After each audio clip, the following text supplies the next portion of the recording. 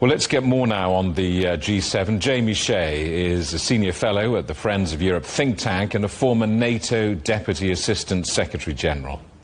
That this is an opportunity for the G7 leaders to show that the G7 still matters, that it can do serious diplomatic business, that the G6 can work with the G1, the United States, in a productive way, particularly if President Trump does not leave the meeting early, as he's done on two previous occasions. It certainly on Iran, as your correspondents have been saying, can try to come up with a roadmap for how to implement this agreement with Iran and take it forward. For instance, the Europeans in the past, Jamie, as you know, have been useful to the United States in hosting meetings on the Iranian nuclear file and helping, and of course also imposing the sanctions on Iran at the time, so they can renew that offer, because clearly it's going to be a difficult and painful even negotiation, as it always is with the Iranians, to get them to sign an agreement on their nuclear program. The second thing is reopening the Straits of Hormuz, where the Europeans have offered the United States a maritime task force to help with demining, escorting ships,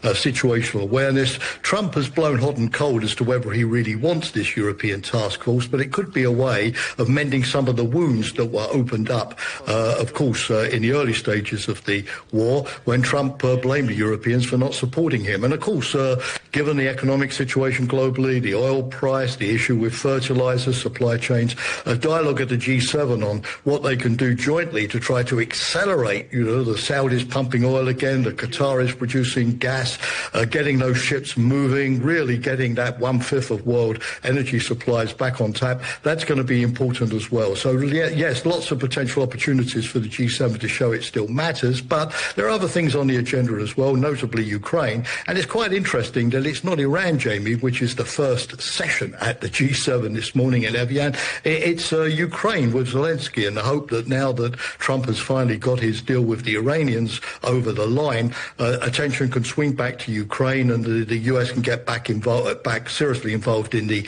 peace talks for Ukraine. And do you think that member states in the G7 really can influence President Trump on Ukraine? It's a tough one, but they can point out that, number one, they really have, over the last couple of years, taken on 99%, literally 99% of the financing and arming and equipping of Ukraine. They can point out that President Zelensky is serious about peace talks, and it's really an issue of delivering Putin to the table.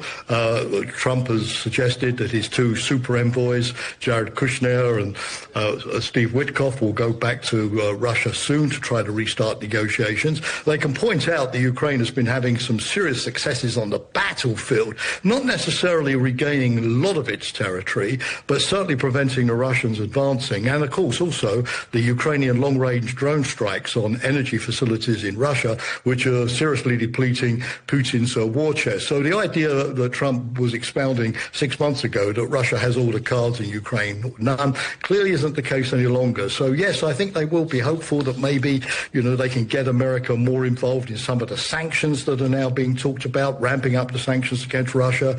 You'll recall the UK boarded a Russian shadow tanker, or at least a tanker supplying Russian oil in the English Channel over the weekend. And at least maybe, without expecting too much from the Americans, have more alignments on the way forward.